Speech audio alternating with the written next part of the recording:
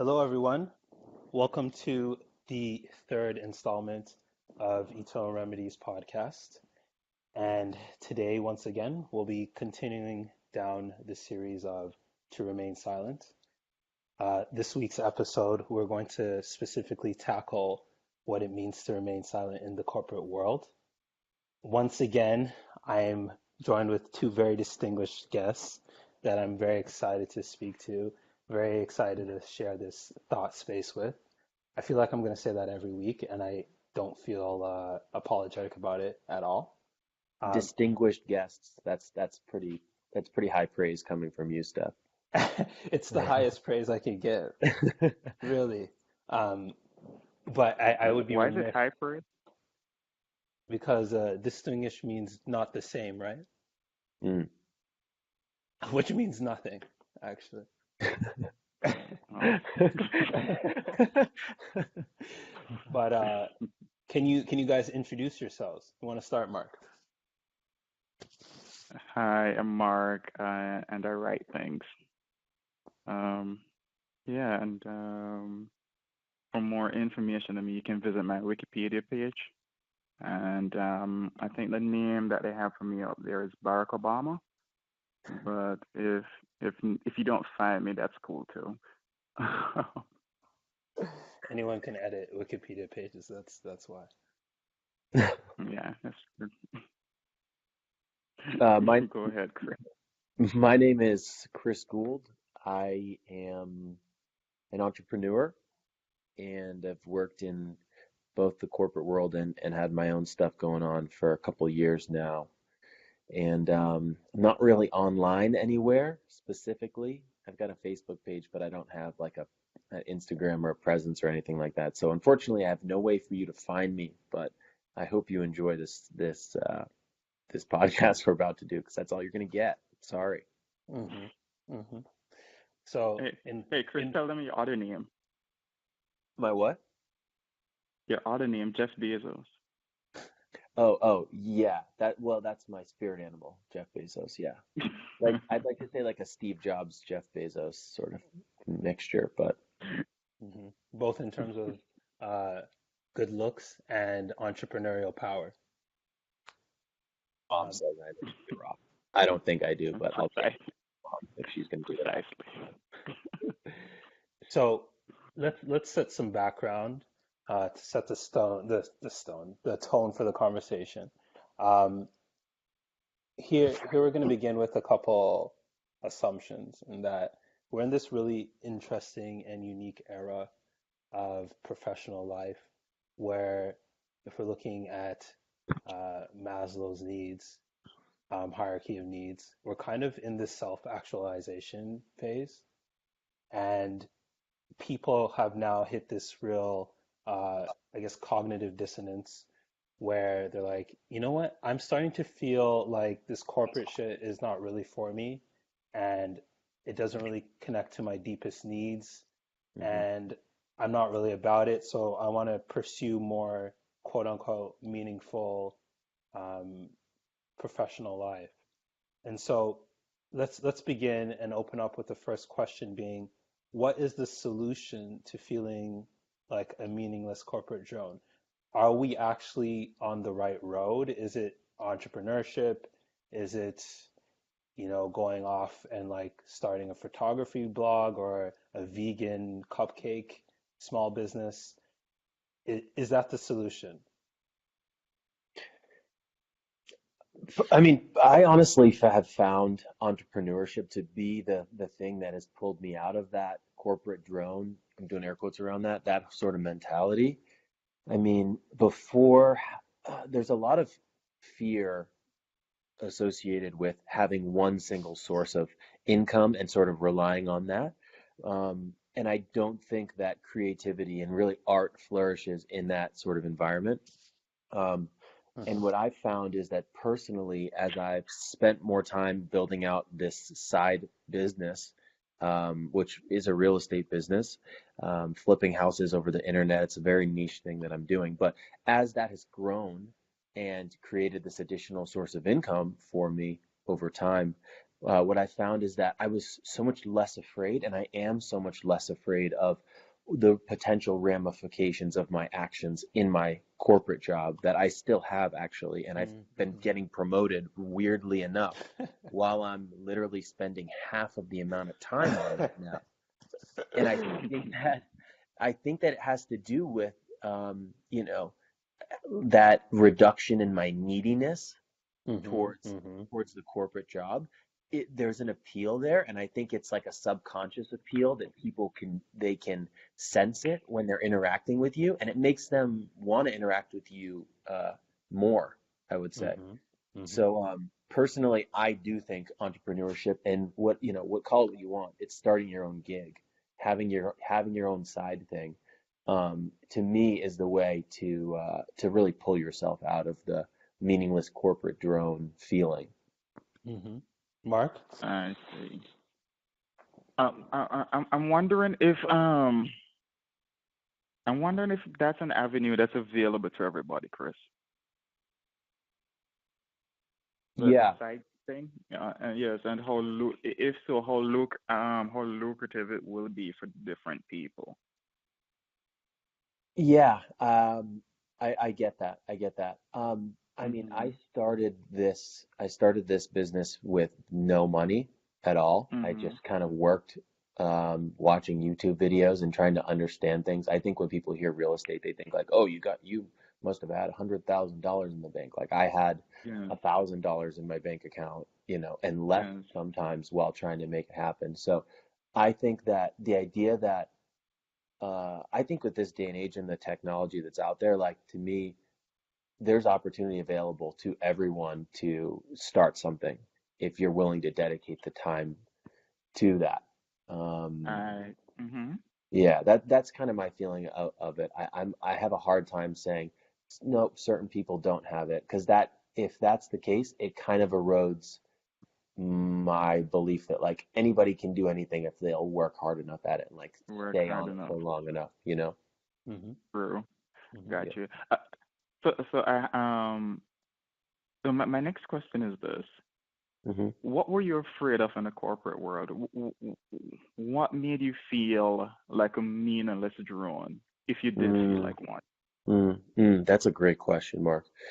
Um, I don't know if I felt meaningless, but I would say Mhm. no. I think I would say yes. That is a word that I would apply to how I felt meaningless Mhm. because I felt that the work um, had no impact on my self-worth, my self-esteem. It was just a thing I was doing to make money. And unfortunately, I Mhm. was not blessed with having a job, that's super rewarding like a lot of people do. Or maybe not a Mhm. lot of people do, but I wasn't blessed with that type of job. Um, Mhm. but one of the things was this fear that I was going to keep running this rat race and working for this greater entity, and that I wasn't Mhm. really achieving the best return on investment for my time and my energy. And at a certain point, I realized I, I can like my continuing to work really hard is just creating diminishing returns for me. And that was Mhm. really sad for me to come to that realization because it was like, oh, okay, you've maxed out on, and now it's kind of just like you get to that point where that's where complacency sets in, I think, and then comes Yes. depression, and then comes resentment, and then comes all this other stuff. When Yes. you're not in control of your own destiny in a way. Yes. Mm-hmm. Yes. I can So imagine. I want to throw in a little wrench because I think we're at um, a really cool point to speak on. In that, so this is like an alternative lifestyle that Chris has adopted, and it's an alternative lifestyle that a lot of people are now in droves adopting. But is this now just a new normalization, a new frame of living, a new life set that everyone is now going to feel somewhat drawn to? And the reason why I ask that is because, let's look down our Instagram timelines. Everyone has this side hustle that's going on, often successful and probably exponentially more not. But there's now this new insecurity of like, I now should feel like I don't like my corporate life, and so I should Mm, have this cool creative indie thing happening on the side. mm, And now I have a new reason to be insecure. And so mm, uh, I guess what the real question is for those of us, because Chris, we're in the same boat, we're doing this really interesting side hustle that has more connection to our deeper passions. What should we be telling people? Like when people ask us the question of, hey, should I take on this radical route? What should our response be? What should be said? Honestly, that's such a great question, number one. I think that I say yes, because if you think maybe I should take on a radical route, you should take on a radical route because that's your subconscious telling you that it wants to grow, and it's you have to explore that to know whether or not it will be good or it is right or wrong for you, and it's Hmm. Hmm. natural, it's needed for your self-actualization, which is something you brought up at the very beginning of this, is my belief. Hmm. Hmm. Um, Hmm. because I have friends that have done side hustles hard for years and then said, nope, not for me. And that's Got you. okay, but they're happier now because they went and tried.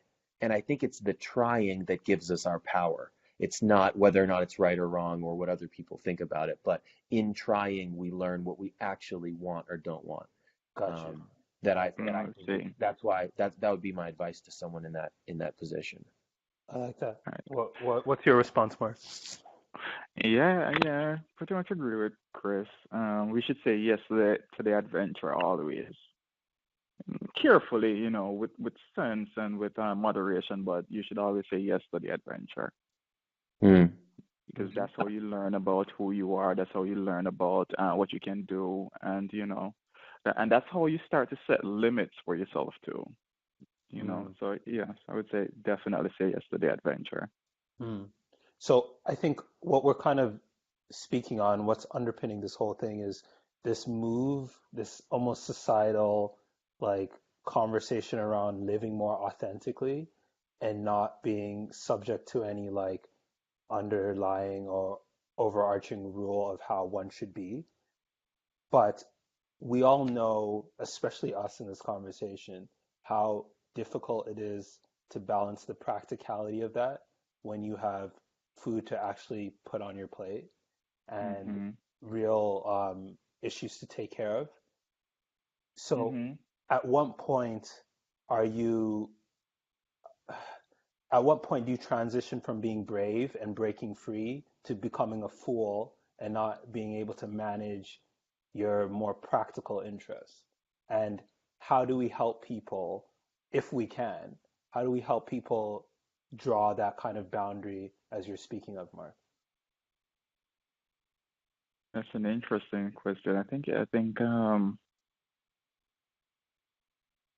that question has many parts to it because one, you're going to have to consider like what your bills are. Two, you're going to have to consider what your income is and what your sources of income potentially can be. Like whether you can get money from your regular day-to-day job, whether you can get help from your family, whether you're married, you can get help from your spouse, things of that nature. And three, you're going to have to consider how much failure you can take, Hmm. you know? So Hmm. I think there are multiple things to consider. Hmm. Chris? Uh, yeah, Stefan, it sounds like what you're talking about is kind of hanging up your cleats um, Mm. in the corporate realm and then taking on your side hustle as your primary hustle and sort of Mm. that transition. That's what you're referring to, right? When you say guiding people on how to potentially make a transition like that and when it is good or bad. Hmm. Hmm. Is that what you were referring to there? Yeah, I guess it's like, uh, let's make this a bit more uh, down to earth and Hmm. say I low key think I'm a really good dancer, Yeah, and there's which always you a do. Don't lie. no, this is not a story. This is like real to life. Oh, okay, go, go, This go. is Yeah. true life. In fact, this is an intervention for me. But I think if I went to LA and I trained with some of the dancers out there, I would probably be competitive. But the capital of that it would cost to make that transition would hit me heavy. And Mhm. in, getting too real with this, I have real things like familial financial responsibilities that sit in front of me. And so I battle like constantly withhold tensions within myself to be like, I need to be pragmatic in my professional pursuits because income is a defining factor for not just my life, but for the lives that I'm intertwined with. But Mhm. also, you know, those of us in this space, it's eternal remedy space, believe that authenticity trumps everything. Like you're not living a good life if it's inauthentic. And so I guess the question is, I mean, you rephrased it correctly and put it into Mhm. a lens that is true to it, in that Mhm.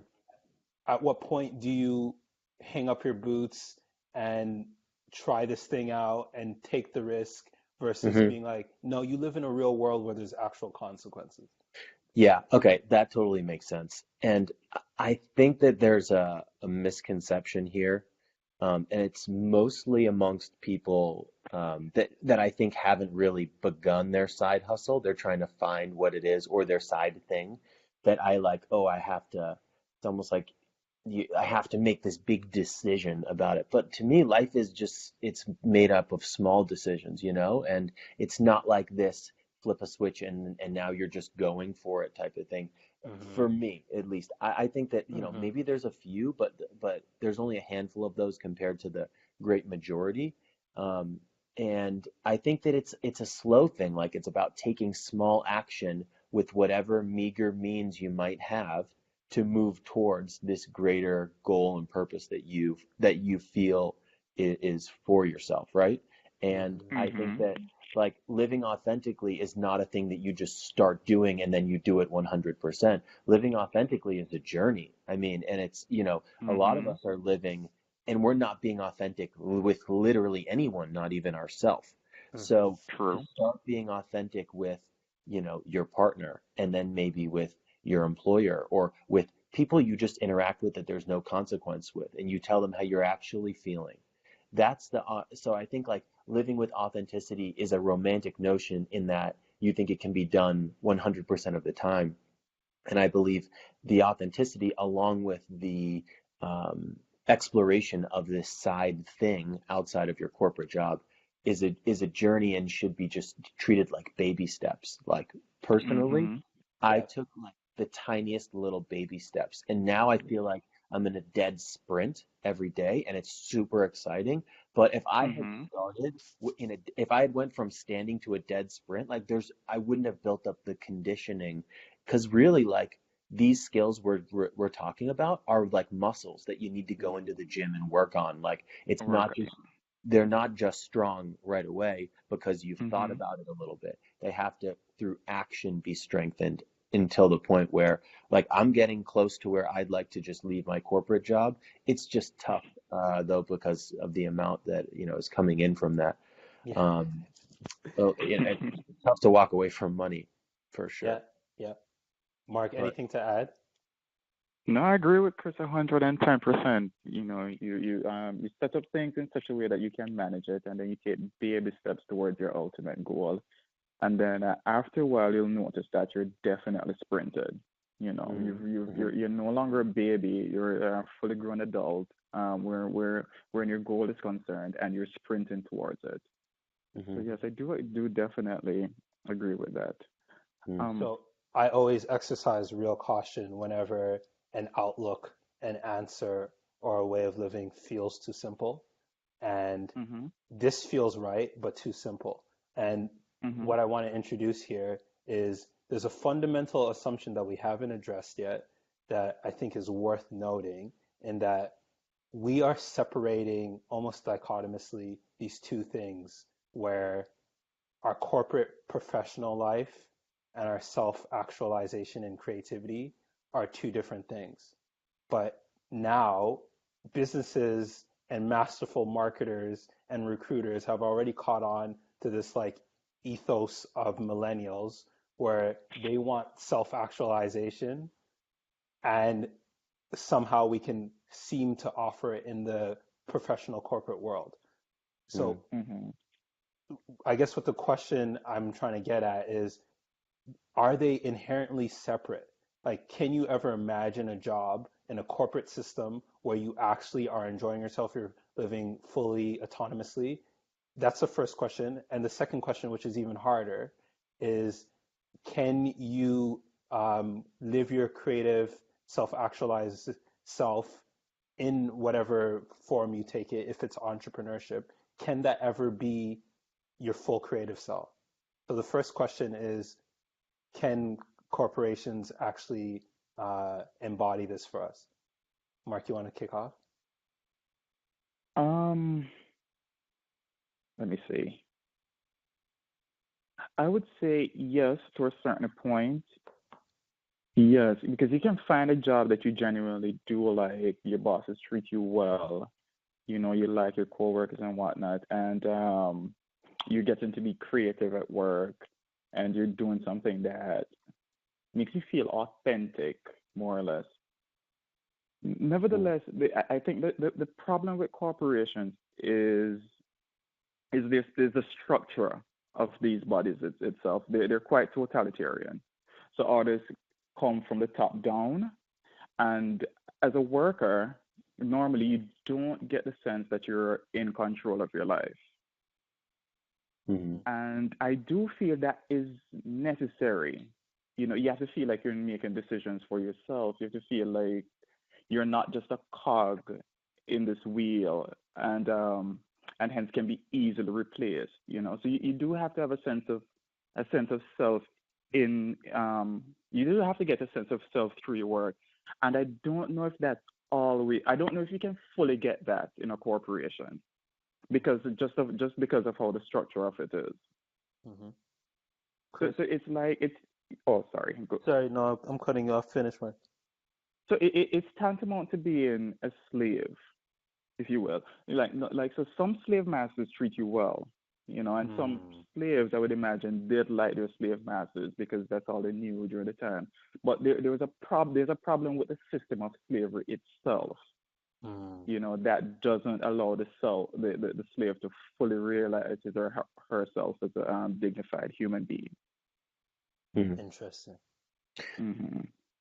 I I honestly don't know. I don't know what every corporation is like, and I'd like to think that and hope that there's some that are out there that would allow you to self-actualize. I haven't been fortunate enough to come into contact with or work with any that are like that. Um, so I can only speak from my experience. And from my experience, I would say no, you can't. I don't think it's possible. I hear I you. really don't. And it, like Mark said, it's because of that structure of like reporting and kind of mother may I mentality. Yeah. And that's just not like if you want to be a boss and the controller of your life, you can't also mother may I 10 times a day to your manager. It's Mm. just that those things don't live in the same world. Mm. This is really good because I think it nicely segues into the second part of the question, which was, can you now be more creative and more self-actualized and monetize that in your own way through entrepreneurship? Because to some degree, you're still accountable to your clientele, your customers, your board, your stakeholders, or whatever it is, because you need to deliver something to them. So they kind of direct you in some way. And I think the concept that you both brought up in control is interesting here because really, I guess what we're wrestling for is more control instead of full control. Yeah, I mean, I would agree with that 100%. We're just talking about more control. I mean, there's things that are outside of our control. Um, but there's so much that's in your control when you can just make decisions. The ability to be decisive and confident and say, this is what I'm going to do with my business is super sexy, and you Hmm. feel good when you get to do that. And then it ultimately falls on you. And so, I mean, I think the question was phrased in a way that like kind of it was like oh, for sure, 100%, yes. Hmm.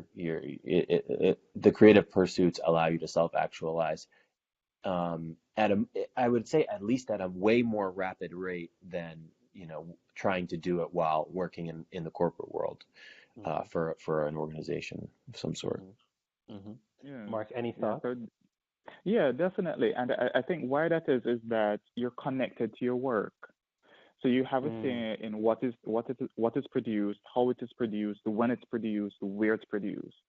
Mm. And you do get that sense of you do get the feeling of aliveness when you sit back at the end of the day and look at something that you produced and look whether it be a service or an actual product or something like that.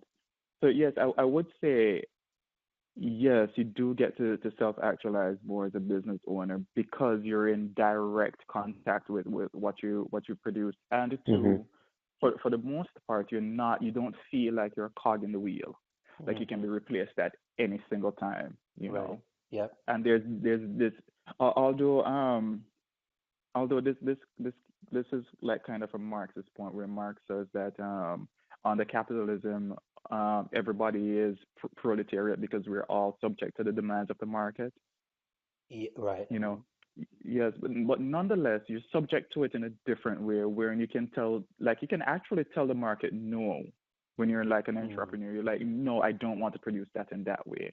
But in the Hmm. corporate world, you have no such luck. Mm. Mm. Great point, Hmm. Mark. That's a good point. I want to make this slightly harder and introduce a study that I read a couple weeks ago where it said that workplace engagement is actually a function of personality type. And why I want to introduce that variable is there another question here of if we're fundamentally just disposed to either liking work or not, and the context in which we do it isn't that meaningful, to say that some people will never actually find much happiness in the concept of work. And I'll give you an example. Like, I find great joy in us sitting around and having conversations like this, especially because I really respect, appreciate, and admire you both. And so that to me is like this really enriching life experience that I wish I was engaged with more often. It it's by definition, it's not work. Although we're trying now to package it in a way that we can like market it, by definition, it's not us engaging in work. And so I guess my question is, can we actually ever find real happiness or contentment, if those even exist, in the concept of work? And is that a subject of who we are, just like a personality thing? I guess my question to you then is, why do you why would you separate work and play? I think that's what you're doing right now, if I'm not mistaken. You can correct me if I'm wrong. No, I think you're right. And I think that might just be cultural inheritance. I've been taught to separate work and play, and I've been trying to rectify the two in my short professional life, even though that itself might be a fallacy. I might be just making an assumption that they're two different things. Hmm. But I think you're right. Mark, I agree with 100% with you. I think the when work becomes play is when contentment and happiness is on a, it's your cup overflows. Um, Hmm. to be honest, I was speaking the other day with my father, and I was saying, uh, my father, my dad, talking to my dad, so formal on this podcast, my father, Father talking to Chris. my dad, and I just said, all this money that the business has been making is really cool, but to be honest, I just like tinkering with this thing. Like when I Hmm. was just a Hmm. kid and I was sitting there putting Legos together, trying to build something cool. And that's kind of how I feel about the business now. Like, hey, let's make this change. Okay, you know what? Instead of Karen doing this, Peter's going to do this. And then whenever he does it, and you're kind of ticking and tying these things together, the excitement of that is so cool. And then when a deal goes through and we make money, it's like kind of like I won the game, that I've been Mhm. playing with myself. So going back to what Mark said, like because the play and the work have kind of joined in one, and I don't really see them, I see them as the same thing. It's created this just like overwhelming sense of happiness, and I'm just like super grateful that that's kind of come about. But yes, I do believe that you can find contentment and happiness through work if your work is play as well for you. I like it. So Mm. let's wrap up with this last question. It's the question and the one I've been burning to ask you too because this has been really powerful discourse thus far. It's what would it look like? So basically, all of us have been preaching to some degree that the road to authenticity is the right road, and trying to achieve authenticity through whatever professional pursuit, even if it's play, is the better of the options. What would it look like for us to be wrong about that? What if let's create a hypothetical situation. What if we would be doing something wrong or harmful by telling people to do that or putting out that message in the world? What would it look like? Without starve. That's actually not a crazy thing to say. No, it's Imagine not. everyone just quit their jobs. What if all the McDonald's workers out there just are like, nah, man, I'm like into Beyblades. But but you know what? You know what? To me, Noam Chomsky's point, however you want to pronounce his name, the problem is not necessarily with the type of work. Sometimes it's just with the corporate structure. There's no democracy in the workplace. Although we in our culture democracy is our watchword and song. But when it comes to the workplace, there's none of that in there. And I think that's the main problem, or that's the main reason we feel so disconnected and alienated at work. Hmm. Mm. But huh? No, keep going. Yes, but to your point about what would it look like if if if we were wrong. Well, yes, I think that we could have. I wouldn't know. I don't know if it would be mass social and societal decay, but it could be. There could be some decay there because as things stand, they work. We're well clothed, we're well taken care of. It's just that our emotional needs are hardly ever met because of just how undemocratic some of these systems are. Mm. Interesting.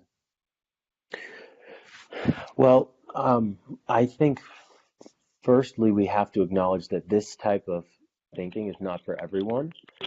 I Hmm. heard my mentor told me that 97% of people don't have a growth mindset, and only about Interesting. 3% really have a true growth mindset. So sometimes we get uh, grouped together, we have podcasts, and, we're in this echo chamber thinking, oh, everybody must want to be like this. But there's some people that they are okay working at Target, and, Yeah, that's yeah, just, they're happy with that. They don't need this greater thing. They don't want that pressure in their life.